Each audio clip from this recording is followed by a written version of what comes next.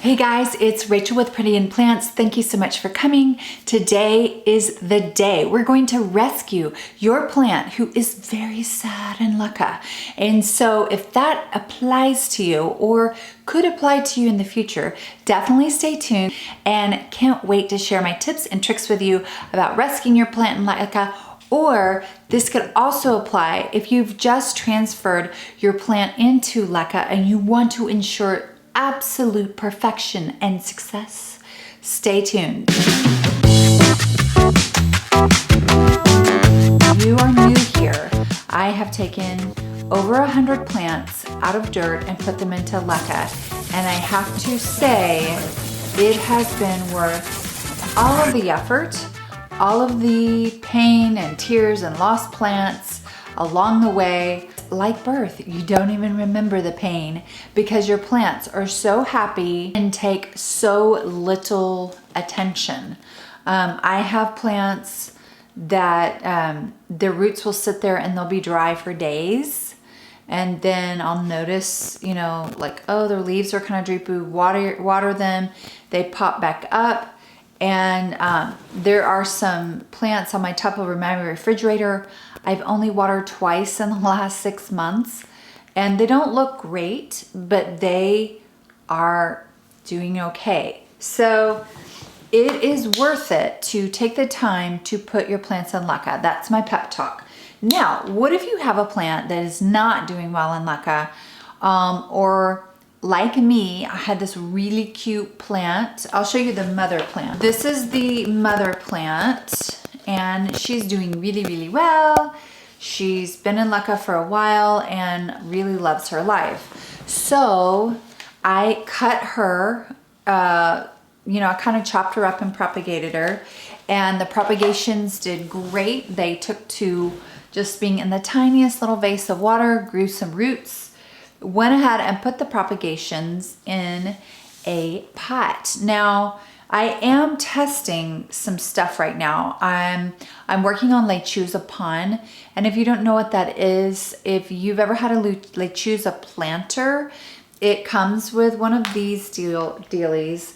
It is for a plant in dirt, and it comes with lechuza pon. It comes with a bag of pon, and pon is basically all of these little nuggets of goodness that when your plants touch the pon, they just go nuts. And so lechuza has been overwhelmed with customers this year, and especially during COVID. And so it is actually hard to get your hand on their planters, even though some of their planters are $200 to $300 for the great big ones.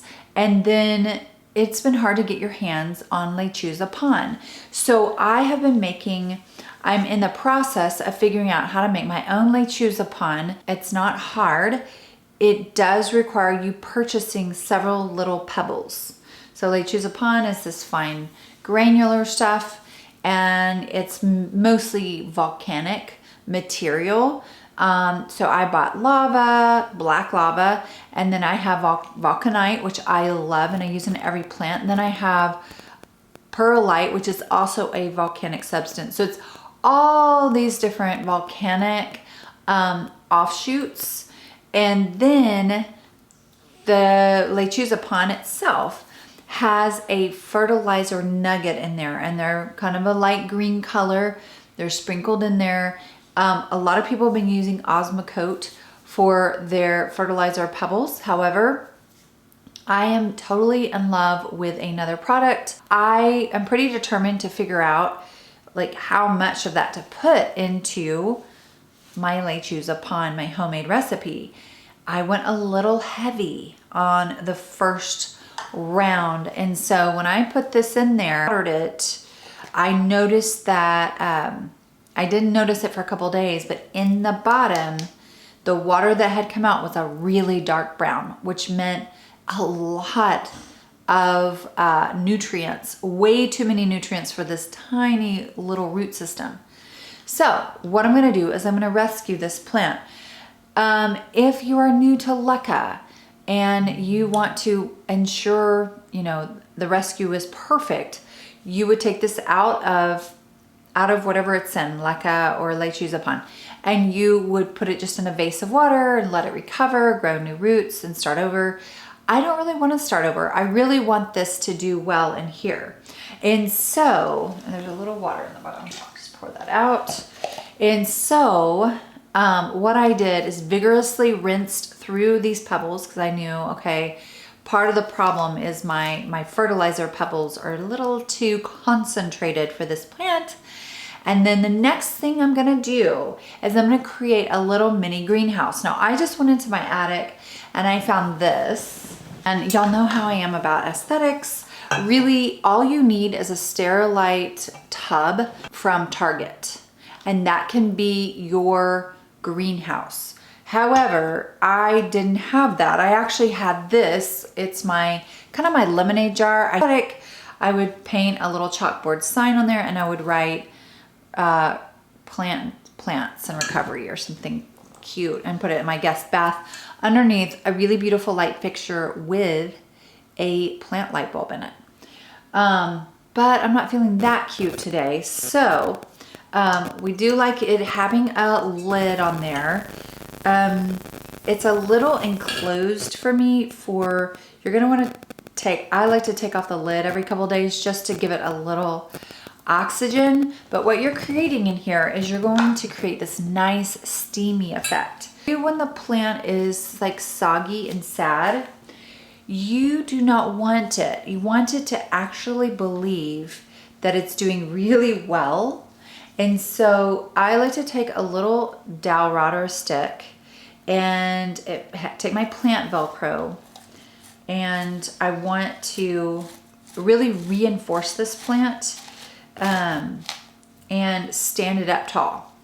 I've done this, or you can just cut it off. But when I have rescued plants before, I've actually staked them and I make them feel like, okay, you're gonna make it. And then I put that down into my receptacle. Now, this receptacle, if I keep these leaves, it has to be kind of tall.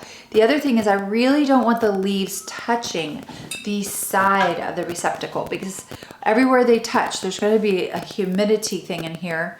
And so that sogginess on the leaves can cause the leaves to have a problem there too. Now, the other thing you want to do is you're going to, and I'm going to pour it down this side.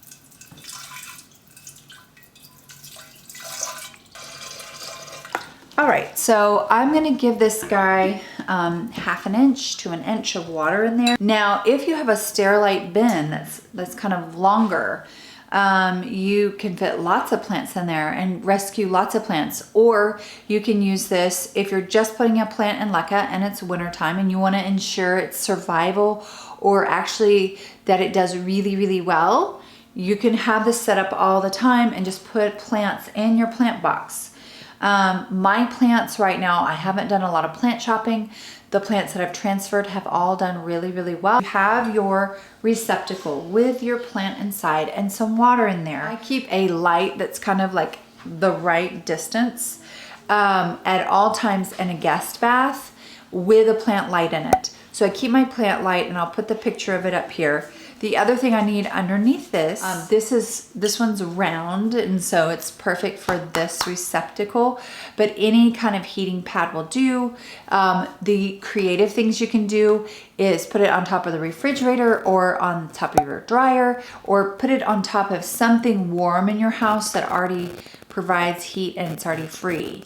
If you don't have a good spot like that, then you may want to get one of these. Ordered some more lights. I'm getting ready for winter, so you can do a little light. The light fixture I recommended, it hangs on just a little nail on the wall, and then you can just point it at the right direction. So there's lots of ways you can do this with your lighting and your heat, but you want this kind of terrarium type effect for your gorgeous plant that you're rescuing, and it will do amazing. The one last thing I want to talk about is the heating pad can get a little warm. So you may want to, after it's been in there 24 hours, you'll get a nice humidity dome in here. and you may want to kind of test the temperature.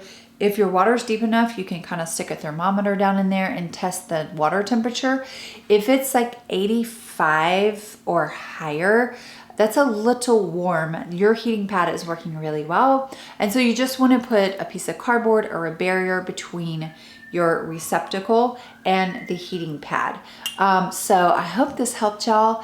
Let me know any more tips y'all have for rescuing plants that are not doing well, or helping your plants just get a really good start in LECA. Hope you enjoyed this. Can't wait to see you next time. Bye-bye.